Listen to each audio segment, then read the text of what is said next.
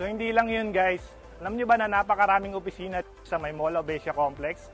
Meron tayong private at government offices dito. For government offices, meron tayong OWA, DFA, Senate Office of the Philippines. For private naman, meron tayong SM offices, meron din tayong Ecom Towers 1 to 5.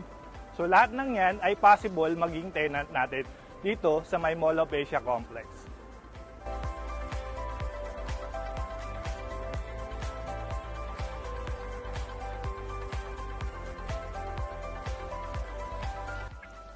Sarap talaga dito sa Bay Area. Kaya naman, palagi kong dinadala dito ang family ko. Kasi napakasariwa na ng hangin, napakaganda pa ng view.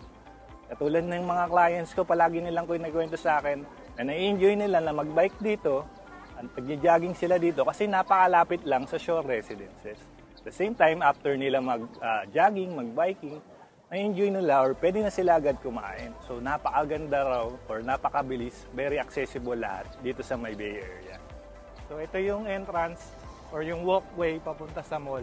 So kung galing ka dito sa Bay Area, napakadali lang, tatawid ka lang. So very safe, hassle-free, makakapag-malling ka na or makakakain ka na sa favorite mong restaurant.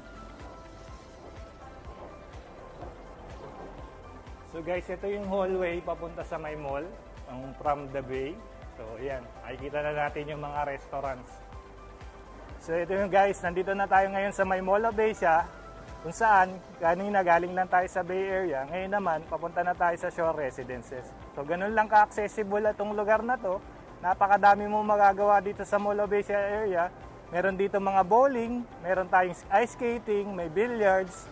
So lahat ng mga hobbies o sports na gusto mo ay pwede mong gawin dito sa Mall of Asia. So lahat ng yan, ma-enjoy nyo once na nag-invest kayo dito sa my Mall of Asia. So guys, I forgot to mention, meron nga palang built-in transport hub dito sa my Mall of Asia. Kung saan 500 meters lang, nasa shore residences ka na. From here, kita na natin yung shore residences. Kung mapapansin nyo, kanina lang naglalakad lang ako from Bay Area to Mall of Asia, then papunta sa shore residences. So ganun lang siya kalapit guys.